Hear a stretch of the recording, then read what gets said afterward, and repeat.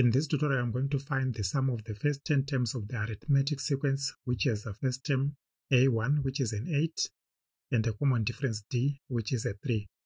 And then I'll find the sum of the first 10 terms of the geometric sequence, with the first term A1 being a 4, and the common ratio R being a 2.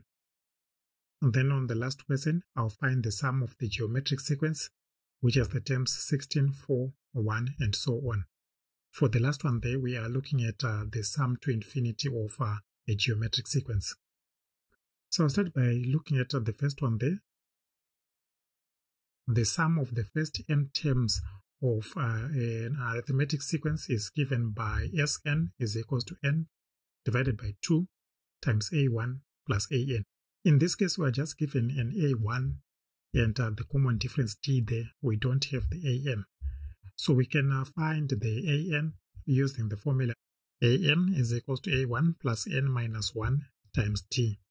And when you substitute it in the formula for the first n terms, it will give us the sum of the first n terms there is n divided by 2 times 2a1 plus n minus 1 times d. In this case, we are having our a1 is an 8, our d is a 3, and we are finding the sum of the first 10 terms. So our n there is a 10. So what you are finding there is S10. So we are putting n equals to 10. Our a1 is equals to 8. Our d is a 3. And if we substitute that into the formula which is appearing on the right there for the Sn, we would have it being as 10 divided by 2 times 2 times 8 plus 10 minus 1 times 3. And when you simplify that, we get 215. I now move on to the second question. Finding the sum of the first 10 terms of the geometric sequence, with first term a1 being a 4 and the common ratio being a 2. For a geometric sequence, the sum of the first n terms is given by a1 multiplied by 1 minus r to the power n divided by 1 minus r. In this case, we are looking at the first 10 terms. So our n is a 10, so we are finding S10. Our first term there, we are saying the a1 is a 4. Our ratio there is a 2.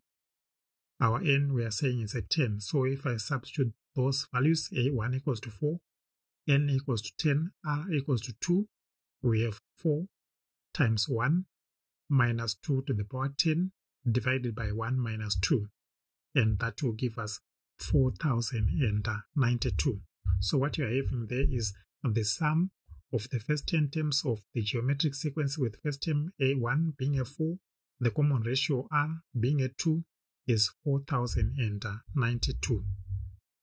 I now move on to the next question, finding the sum of the geometric sequence that has terms 16, 4, 1, and so on.